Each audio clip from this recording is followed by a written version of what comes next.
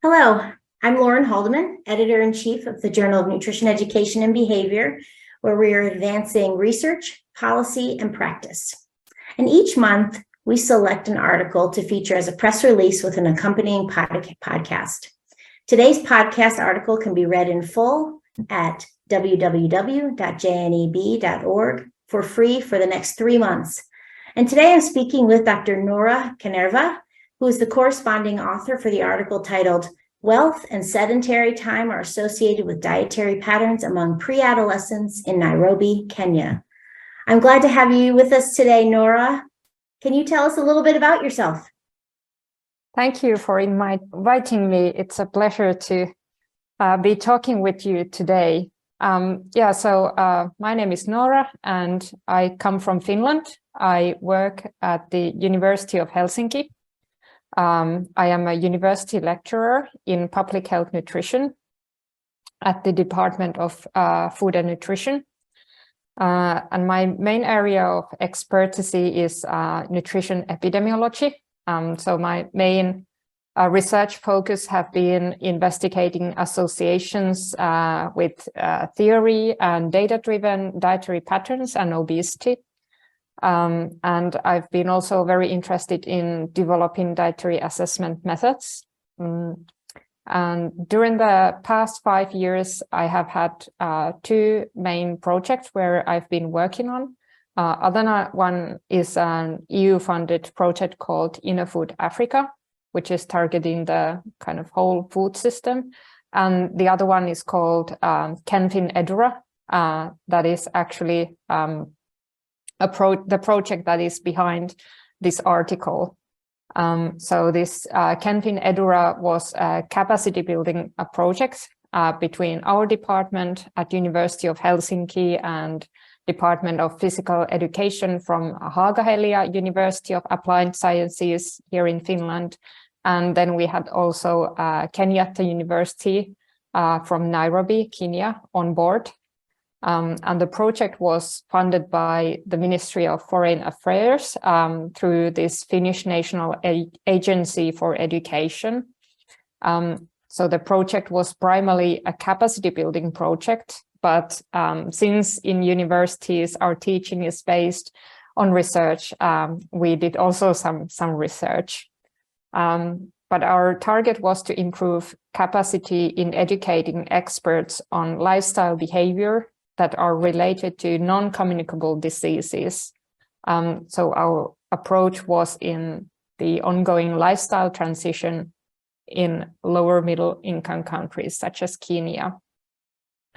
And as part of all the courses that we designed and teaching that we did, we kind of trained the students to collect data, including dietary assessment methods, measuring anthropometrics, organizing focus group discussions, and so on.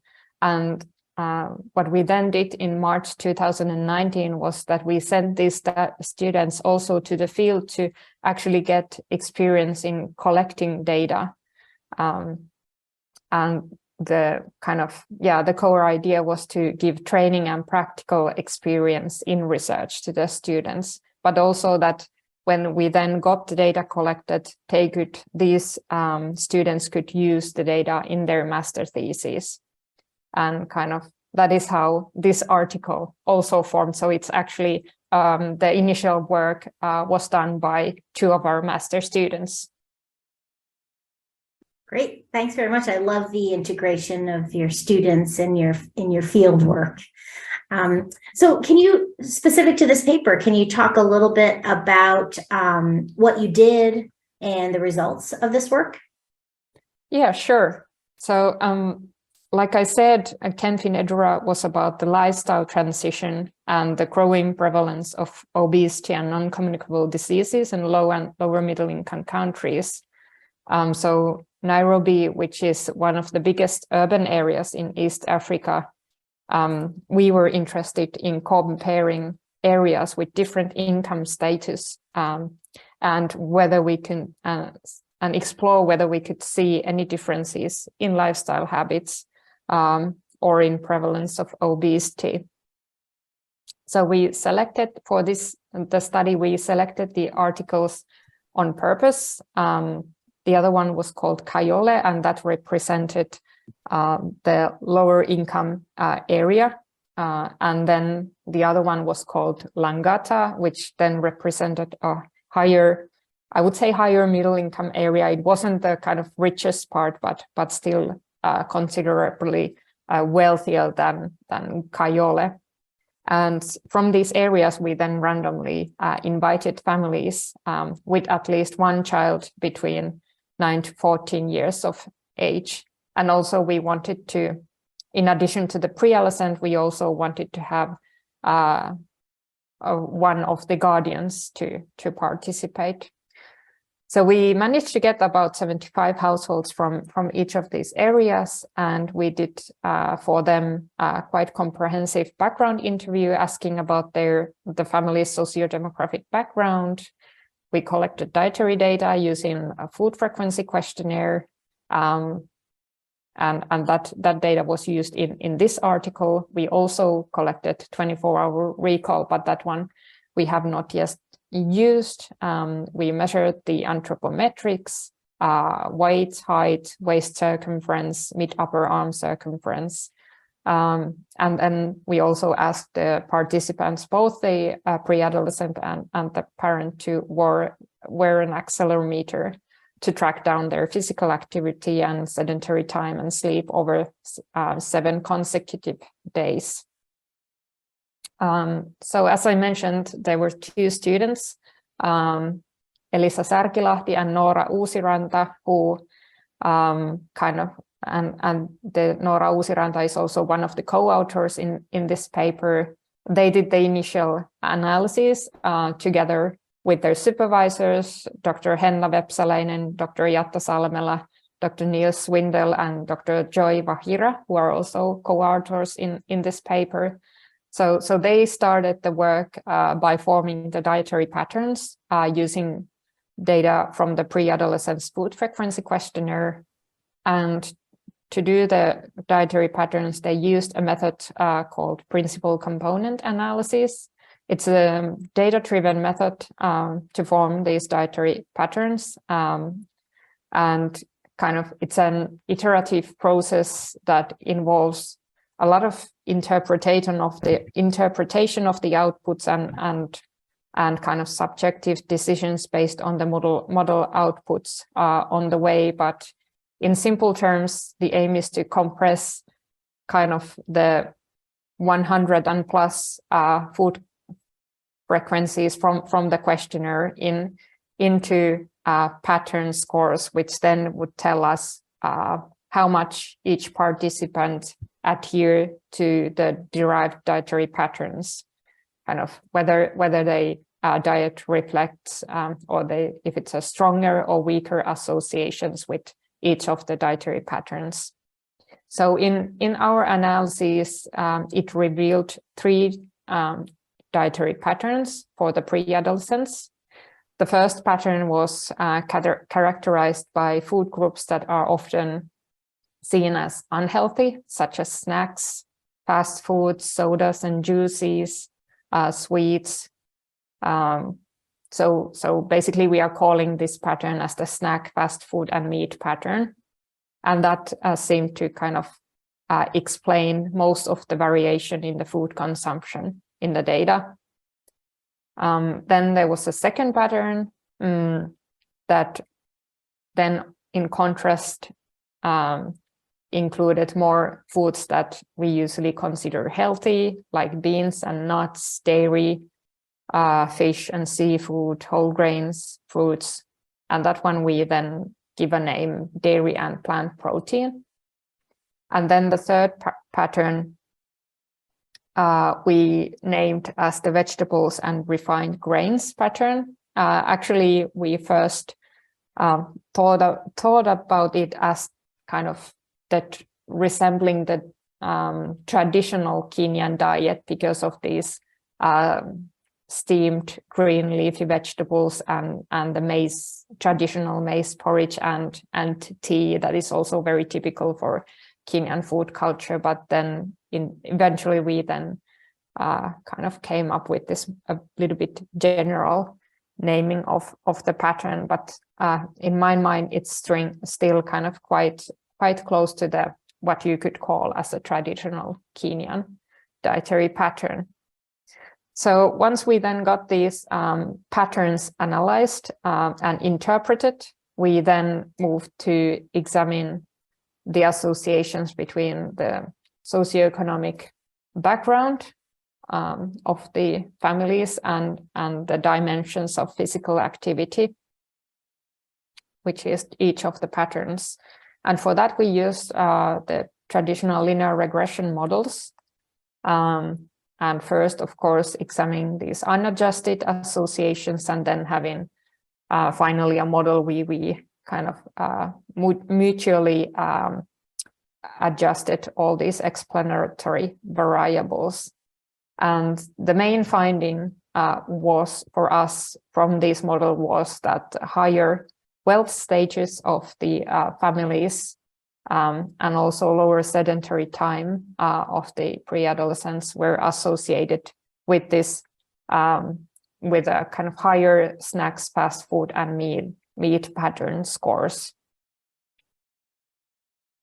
And kind of from the patterns and from these associations that we found, our main conclusion was still that even though it seemed that kind of higher or wealthier families, adolescents from these wealthier families would have higher resemblance to the snack, fast food, and meat pattern, we still thought, looking at the overall kind of evidence from other studies too, that it's the association was more kind of reflecting, so to say, like quantitative association than a health-related association. With quantitative, I mean that participants from wealthier families and with higher education, they seem to consume all foods more frequently than the pre-adolescents from the poorer households.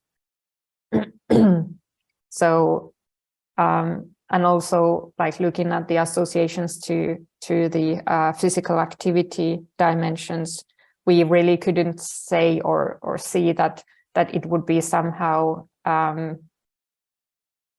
kind of health driven, that there would be a health thinking to drive the food consumption or the physical activity patterns. So in Nairobi, in this small cross-sectional study, our kind of main conclusion was that the nutrition transition or the lifestyle transition is not that evident yet. Yeah. Great. Thanks so much for that overview. And it's so interesting to learn about this population. Can you talk a little bit about why it is important to examine these lifestyle habits among urban African populations? Yeah. So like I said, the nutrition transition is the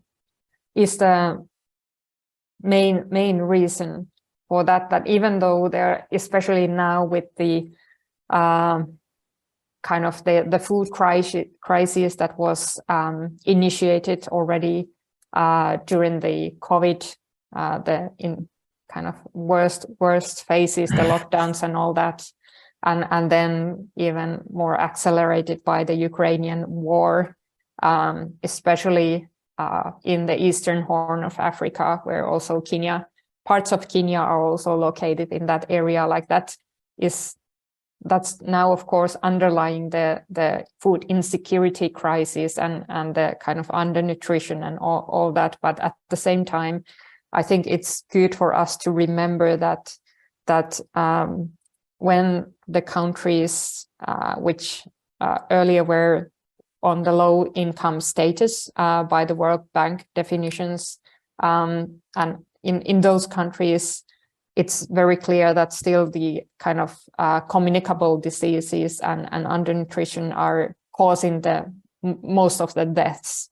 but very soon when the countries start to develop economically and they shift to this lower middle income status, you can already see that over half of the burden of deaths comes from non-communicable diseases, which are related to obesity prevalence getting high, and even kind of these lifestyles changing from the traditional dietary patterns and high physical activity due to the kind of more manual labor towards these, what we call usually the Western unhealthy dietary patterns and sedentary time due to using motorized vehicles and so on. So kind of, because that is a very rapidly developing trend, I think it's important, since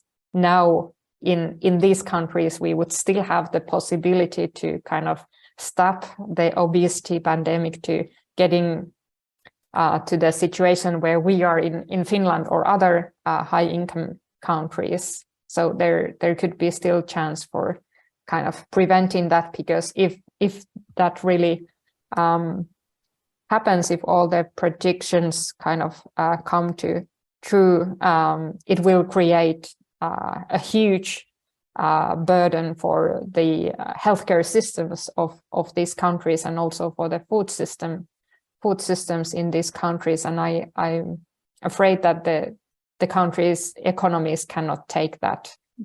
And it will, of course, thinking about where the population growth will be in the future, it will be mostly in Africa. And if the dietary patterns change towards animal-based diets more and more, it will have huge implications for the climate change. So many things impacting dietary behaviors and patterns, and I appreciate your perspective on that. I just have one more question for you. Could you briefly talk about the choice of methodology for examining these dietary patterns? Specifically, what are some of the considerations that need to be made when you're using principal components analysis to do this work? Yeah, sure. Yeah, like I said, I've been working on like quite various methods to form these dietary patterns. So there are basically two main streams. So the other one was the theory-based method, where and many may know that that's the kind of the dietary score way. So you have an idea of the healthiness or other aspects of the diet, and you create a scoring based on that, and then you see in your population how many you calculate the score based on people's food consumption, and then you kind of use that score to associate with different health outcomes. But in this principal component method is, as I said, it's a data-driven method. So you are basically looking what exists in the data, what exists in the population that you're interested in. So you let the data speak, and principal component method is that you kind of feed in the food consumption data, which includes, of course, hundreds of different variables.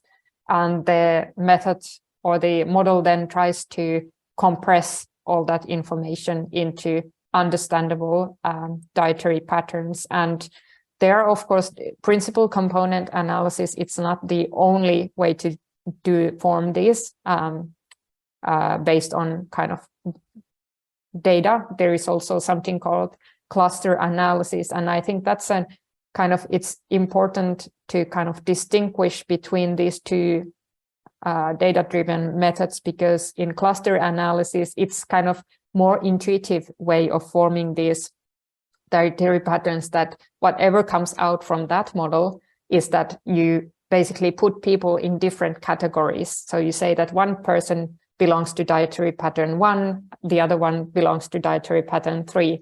But with principal component analysis, that is not actually the case, even though we are talking about patterns. And I think it's a better method because I think it's kind of resembles the true situation more. So people don't like it. It would be very rare that somebody would very strictly follow a dietary pattern. It's more that people may may consume some foods more and some other foods little, but the food consumption is really varying a lot, and there may not be like one single pattern that somebody would follow. So that is then actually what the principal component analysis is resembling. So each of the participant gets a score for each of the patterns that comes out, and that tells that somebody can have higher kind of correlation to one of the patterns and lower to another pattern. So, but it doesn't, like, the interpretation is not that somebody would directly only follow one of the patterns, but it's just telling how much somebody kind of resembles another pattern. So it's important to, I think it's important to realize this difference in the methodology when interpreting the results. Yeah. Thanks so much, Noora. It's been a pleasure talking with you. I appreciate so much you spending time with me today. Yeah, thank you. This was a pleasure. And I also want to thank once more all the co-authors, our students who did the initial work, and also our project leaders, Professor Mikael Fogelholm from University of Helsinki and Professor Vincent Onivara from Kenyatta University. And of course, our funders, without whom this wouldn't have been possible. Great. And to all of our listeners, remember, you can read this article in full at www.jneb.org for free for the next 3 months.